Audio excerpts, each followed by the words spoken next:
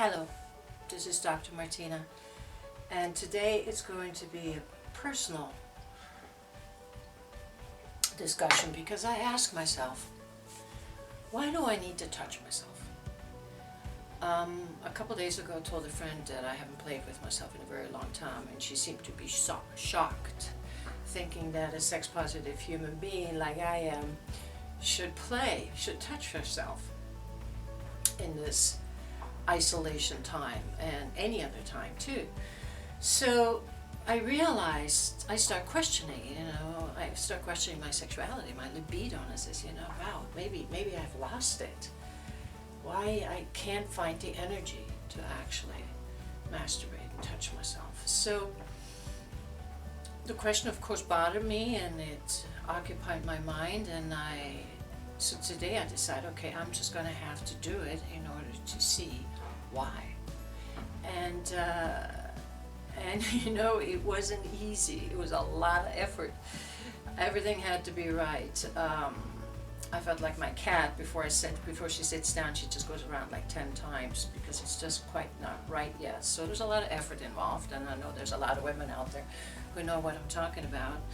From the temperature of the room to the ambiance, curtains closed, curtains open, light on, light off, candle, all of that stuff. It was a lot of effort, and I realized how much it actually took.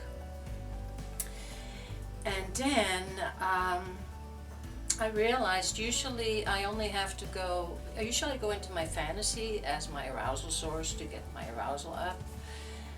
I went into the other 5 sources, all the senses. The sight, I had to get some pornography out. The sound, I had to turn on. I wanted to hear them, even so wanted music on top of that. The smell, I just wanted to, I was leaning on everything, but the fantasy was, I was weak there because that seemed to be too much effort for me, which was interesting also to see. Usually it's the other way around. So, the thing about masturbation, the thing about self-touch is once you find a position where you can really let go, there's really nothing that can make you feel as good as a satisfying self-touch session. Because yes, it took a lot of effort, but then I was able to let go, and I realized I was moving my body, I was helping with my breath, make sure that my pelvic floor remained tight. I was working, but I was able to stay up in that pleasure zone that between, I call it like the pleasure arena, between 8 and 9.5. And I just was able to stay in there and truly realize what a wonderful journey that one can take.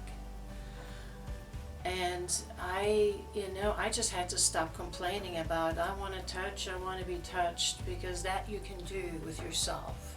You can touch yourself, you can satisfy that desire, and of being touched, you can satisfy that desire. Yes, it is by yourself, but there is, it's not a bad thing. So I was really surprised. I thought I was going in for the release, because with all of that effort, I kept saying, well, I really want to have a good orgasm out of this because I'm working so hard. I was trying to negotiate with whomever. And then when I came out of it, the orgasm was there, but it really wasn't the best. It wasn't the biggest thing. It was the journey.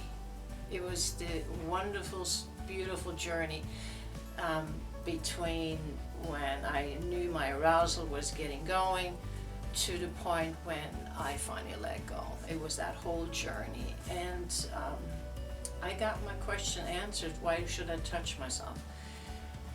Because it's a beautiful thing, and it makes you feel good in your core part of your body.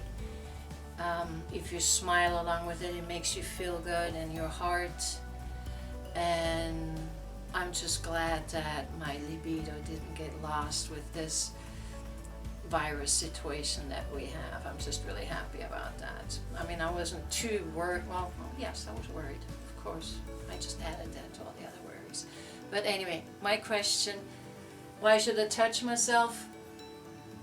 For the journey. So don't be a stranger to yourself. Utilize the opportunity. And I'll see you next week.